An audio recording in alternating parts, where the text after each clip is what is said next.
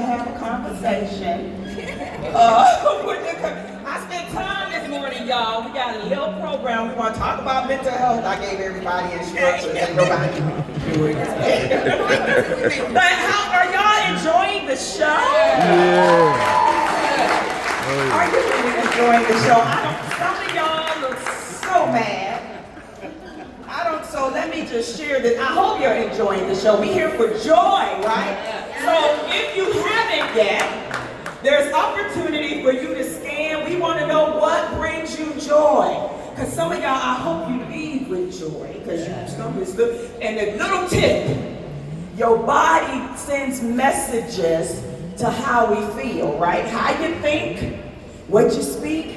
So like typically when we're closed off, you're going to be closed off. If you're frowning, you're probably not going to be feeling happy. So even if you don't feel it, sometimes, just smile a little bit. And then it ushers joy into your space. All this good music, ain't nobody dancing. On this Saturday morning. But I want y'all to feel happy. We're going to talk a little bit because the purpose of us here is to acknowledge Mental Health Awareness Month. And so we're going to have, hopefully, we want to have a conversation about mental health in our community and where things stand today. Microphones. I'm sorry? No, there are several already assigned. But, and we want this conversation to be interactive. We're going to start it off a little bit. But I have some notes so I can see what we wanted to talk about. Because we are going to talk about mental wellness. But I have a question. So these are some of the panelists that are going to help. But I want to ask you all some questions too. Because, again, we're capturing some information. I'm a mental health professional, a counselor. There are 4 other members in the band who are mental health professionals, so we don't just sing and bring music, we are therapists and peers and counselors too, right? So this is what we do, and this is one way we go about helping and addressing our own mental wellness, and hopefully to bring some peace and joy to you as well. So I'm curious, I guess I will ask by show of hand, do you, because we talked about one of the things Rosie talked about was how counseling helps. Who believes that counseling works and it helps? Good. So quite a few believe that counseling works. By show of hand, if you're comfortable, we'll see where people stand. How many people have a therapist?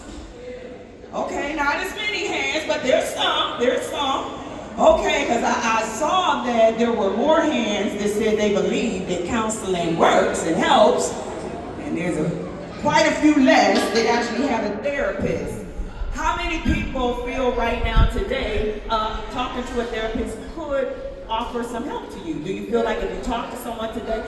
Okay, so there's more who feel like if they talk to somebody, that could help, but you're not necessarily doing it. So that leads me to my one question that I want to just hear about. So we have, again, some of our youth panels, and Baba Ing has been working with our youth as well. Oh, you're ready to get right in.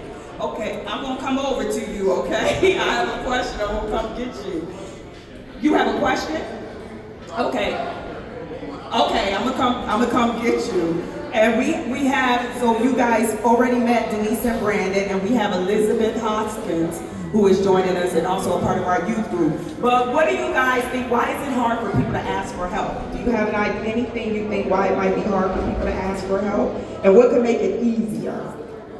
Well, I think that when I was told growing up to hold on to it, sit in the corner, man up. Don't expose your weakness. So mental health as a weakness in my community. So don't expose yourself to other people by exposing what it is you're feeling. I was told to hold my feelings to myself. So I think that kind of stigma, I guess, in my community is what people felt. That we should man up, we should hold it in. Don't reveal yourself to anybody. That makes you vulnerable. And being vulnerable is weakness. Okay, so maybe weakness, the message to hold it in. Thank you. What else? What else? What do you guys, anybody else think? Why it might be hard? I'll push it out to the audience too. Do anybody have any thoughts on why it's hard? It might be hard.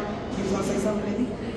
I think we live in a day and time where everybody's going through a lot of things, and we all struggle with something. So everybody's just like, get over it. We're all going through something. So sometimes you might feel like nobody's going to listen to you or hear what you have to say because we're all just supposed to get over our emotions. I love to see us, and sometimes we have reluctance because we don't feel a sense of relatedness. So I love the fact what Dumas Rise does to try and build more counselors of color so that we feel comfortable coming to sit in front of our peers of ourselves, so that we don't feel like outcasts and it won't feel like a stigma when we go to get the help that we need. We can talk to people who we feel understand us. Thank you. Thank you. Anybody else have thought you got on what makes it hard to ask for help? I think we also live in a time that I'm noticing with my demographic, like the younger demographic, social media is a big influence.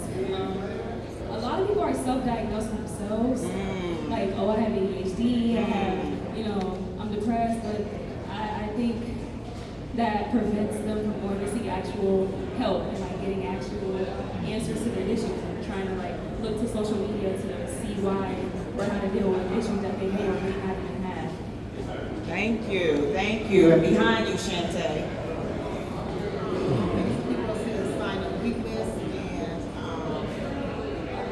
ashamed of not having it all together. Okay. Being that strong person. It's a weak. Okay. And not having all the things. They know they're gonna have all the issues, but they don't want to feel weak. Okay. So it might be a sign of weakness to ask for help. Good. Reggie? Not only is it a sign of weakness, growing up, we're taught not to say anything. Open your mouth, say anything and keep it to yourself. Okay. And that, for people that were born in a previous generation, that's how they were taught. Okay. So still some of that stigma from the messaging of you keep it to yourself and you don't. Okay, good. And so what could make it easier? You were somebody. Go ahead. So I wanted to say, my own experience of struggling with asking for help. In my family, I'd never seen anyone who went outside of my family to get help and support with a clinician or a therapist. So that I didn't have that example of ways to ask for help was a big barrier for me. And I think, it can be a barrier for others when you don't see people who go outside of their family or their circle to ask for help. Okay, so not seeing other people. Yes. Go ahead. I was just going to say access also. Access is one of the greatest barriers in our community. And so when we see more or when we have more, we can access more. So that's why it's important to build this type of community.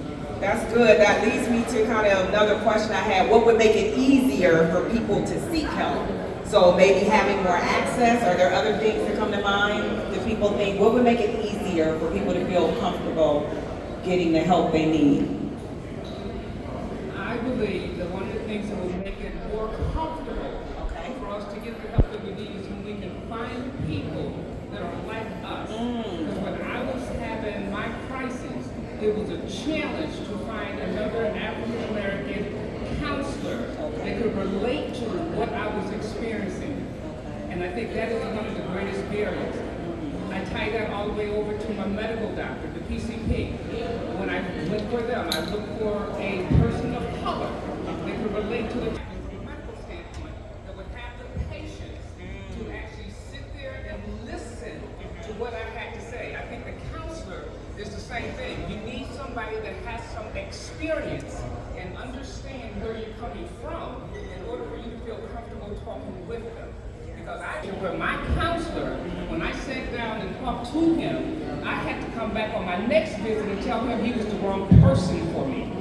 Because I did not feel that he could relate to the challenges that I was experiencing at that time. And I think that is a big barrier when you're looking for counselors that actually can relate to the experiences that you're having, and then to help walk you through with some challenges and give you steps on how you can get through those moments. I like that. You're gonna say something, Denise? And oh, go ahead, Denise. I also want to add what I feel like could make us more comfortable. I want to talk about like the young adults. Another young adult talking to that young adult. So basically, our program, that's what we're learning to help other people and to also help ourselves. So learning like how to be there, but also learning to like know like, okay, like you may have to see somebody because it's getting a little serious. So that's what our program is really about. So just to actually help and be there for other people as we're doing the same for ourselves.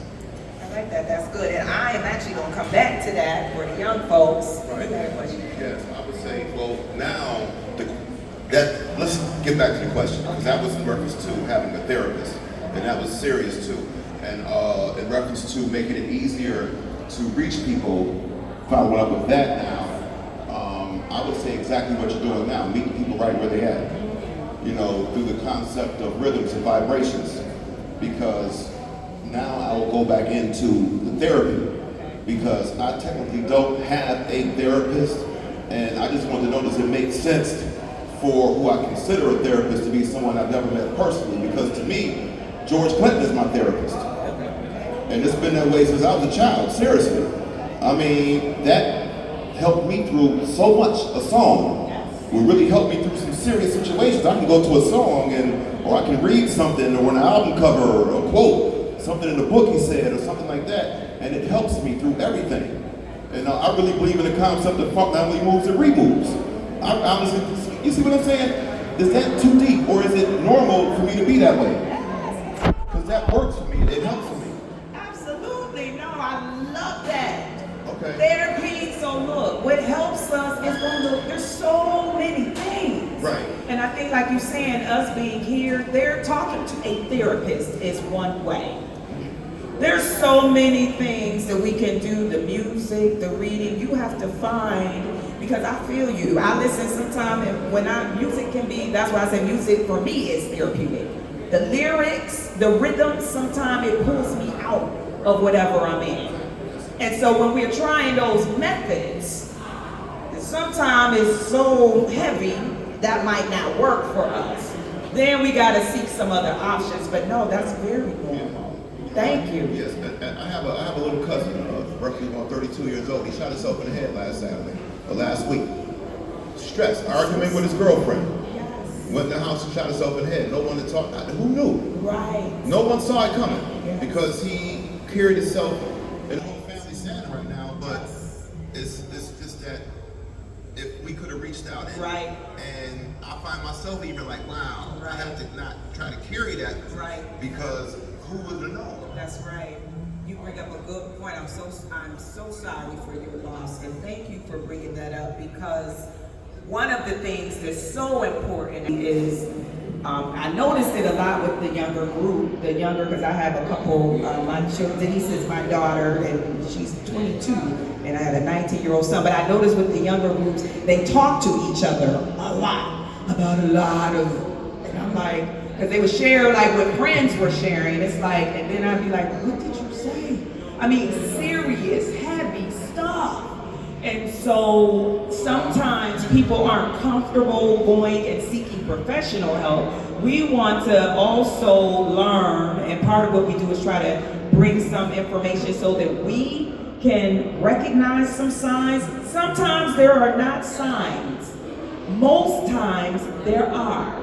And so what we try to do with our young folks, and even in our young adults, and even in everyone, how do you know when it's like someone is saying or showing signs where it's like, okay, I'm checking on you. You're telling, I'm asking you how you're doing now. This is getting a little serious, a little more serious. I need to bring someone else in. And if you're not comfortable, I've talked to my children about, it's like we don't keep promises about, it's safety first, because I care for you. So if I hear you saying something that's concerning, I'm gonna, and if you're not comfortable, maybe we go talk together. Maybe I'm gonna call on your behalf, call somebody I trust, and see if they can come talk to you, if you're not gonna initiate it. But sometimes people need a little help, and we don't always necessarily recognize that, because especially in our community, we so used to, I heard it several times, you push through. You know, we got struggles and hard times, but it's like, okay, you'll be okay. Somebody else going through something worse than you, and we can't always take that approach. So that's why these kind of conversations, I think, are very important, so that we can start talking more about it, normalizing talking about it, because it can be uncomfortable, and for some, it does feel like, oh, if I talk about this, I don't want people to think I'm weak, or I can't handle it. But sometimes we need to talk to somebody, and that's not a sign of weakness, that's actually a sign of strength. And so the quicker we can start shifting that messaging, so that we understand asking for help is a sign of strength, and ask for help whenever we need it, right? So I wanted to, just to make sure we bring in more of the young folks. I know we got a few out here too. What do you wish adult providers understood about your experiences? Any of you guys want to share? Like, what do you wish adults understood? And anybody? Go ahead, Austin. One thing I think that a lot of adults don't necessarily take serious are young people themselves. You hear a lot of rhetoric about how young brains don't develop until 25. Understandable, I'm 22, I don't think I'm fully there yet. But I do think that someone just saying, I see you, I understand you, I believe you, is a lot of times a game changer. Because I really can't progress, I can't move forward until we identify where we are. And when I'm looking for a solution to the problems that I feel like I have, if you don't make it very clear that you understand where I'm coming from and that what you're about to say is a solution, when you are desperate in a problem, anything besides the solution becomes a waste of my time. So I think taking young people serious so that we can even begin to create solutions is a necessary step that doesn't happen nearly as much as we should do.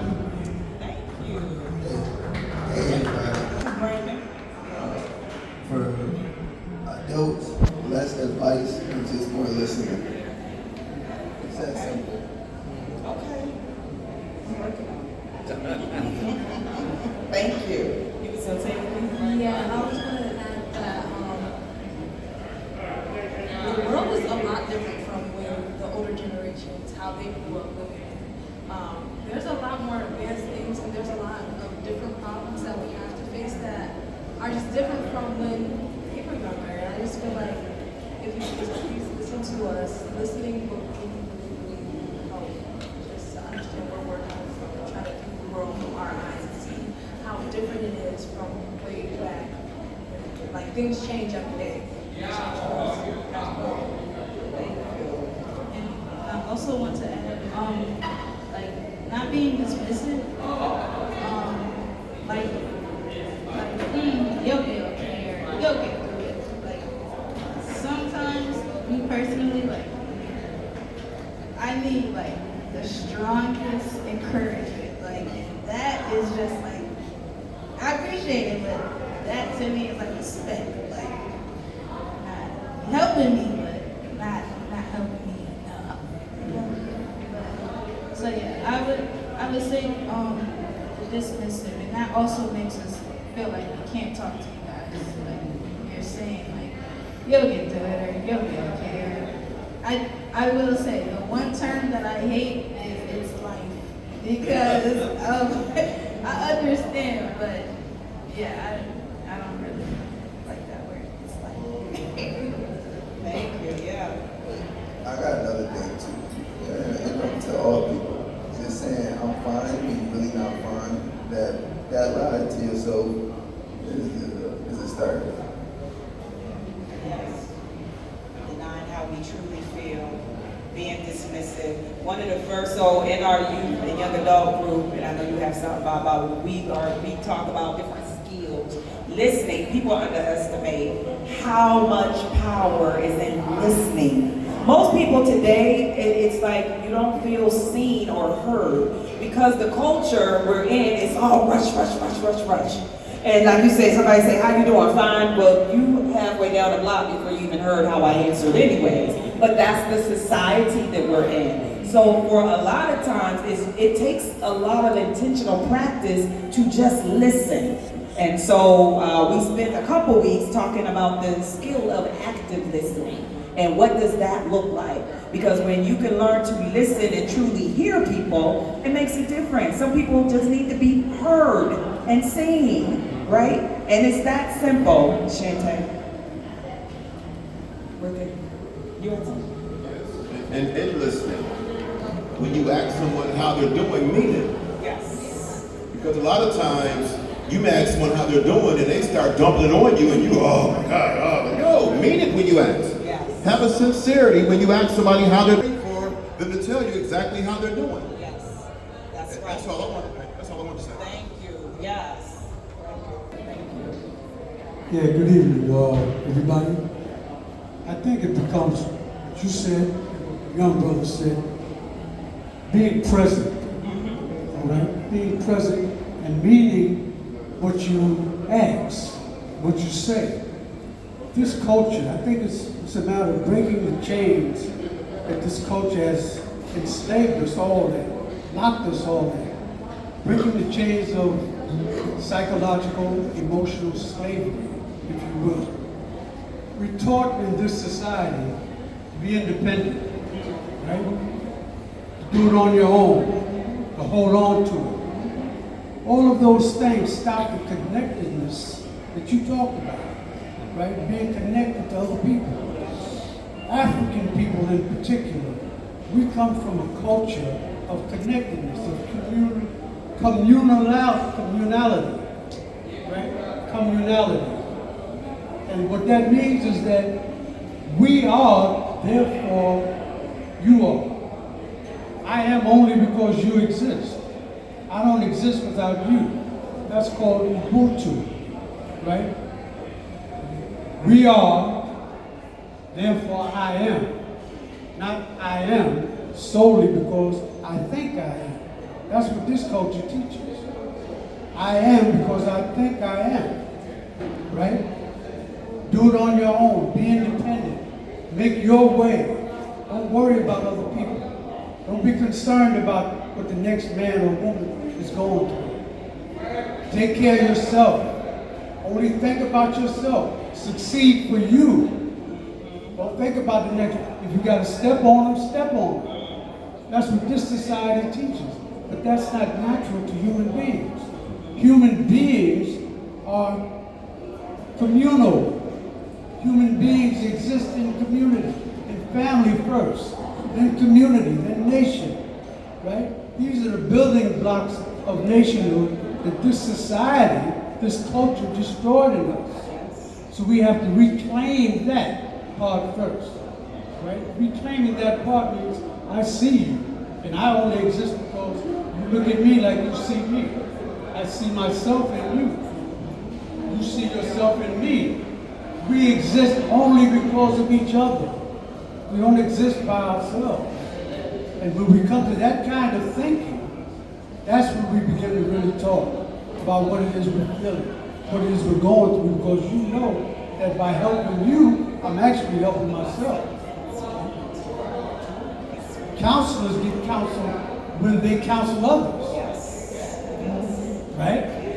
It's not just a one-sided thing. So we have to really understand that we have to break these chains that this society, this culture has bound us all in. White, black, and in between. Because at the end of the day, we all have to come together and solve each other's problems and share what God has placed on this planet for all of us.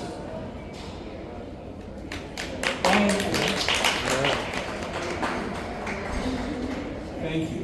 And I think there's a real yearning, a natural yearning for that connectivity that you're talking about. So that's why we resort to things like this and social media and all that sort of stuff to kind of scratch that itch a little bit. We got to be careful, right? because that's junk food.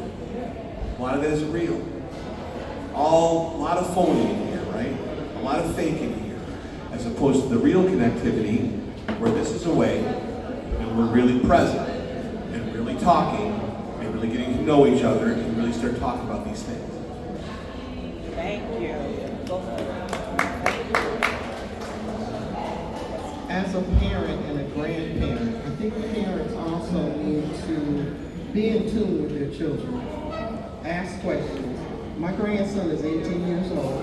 The granddaughter is 9. I worked in this field, and my daughter works in this field as well. And even when they were growing up, we talk. We have an open line of communication. I know how to counsel my grandson. I know how to say, you know, the negative, not the negative things, but the positive things. Let's talk about this. Either he talks to his mother or he talks to me. And I listen. We have to listen to what young folks are saying. You know, we can't tell them, oh, you'll be okay. No, you won't. It don't work like this. It's a matter of listening to the conversation and shut up and listen to what they say. Let them talk. Because see, when I was growing up, I didn't go through this. You know, I was able to talk to my mom. I was able to talk to my dad. They didn't ever say, well, it's taboo. We don't talk like that. But in our house, we talk. We have a conversation. We discuss stuff. I know when something's going on with my grandson because he shuts down. He's nonchalant. And you know what nonchalant is. I'm nonchalant. I'll talk when I want to. When I'm ready to say something, then I do. Then it all comes out. My son is nonchalant, so is my granddaughter. They're both nonchalant, but we keep that line of communication open. You know, my grandson will say, I'm not going to no counselor. Okay, you don't have to. But we keep that line of communication open 24/7. If something goes on in school and he needs to talk, he will. If something goes on with my granddaughter, she'll open up her mouth and talk. And this is a 9-year-old that can have a conversation with any of y'all adults. Yes. Any of them. She speaks her mind. You know, and I thank God because I've done the same thing with my son and daughter. Talk. Yes. We're not hiding this behind us. I don't want to hear anything that's something that you planned on doing. Right. And then it gets done. Right. So yes, we have to keep that line of communication open. And a lot of times, who do counselors go to when they need assistance and help? What do talk about? Nobody. Been there, done that. Yes. In that place, been there. Yes. I had to find somebody that I could trust to talk to that wasn't going to go and spread whatever. Right. Because sometimes, that's a lot of times why we don't talk to folks. Right. Or go to counselors. Right. I'm scared they're going to tell my business. I needed to stay quiet and shut. If you're going to help me, help me. If not, shut up and leave me alone because I can do my own. That's right. And that's what I do is I do my own. But I'm able to vent. I vent to my daughter. Her and I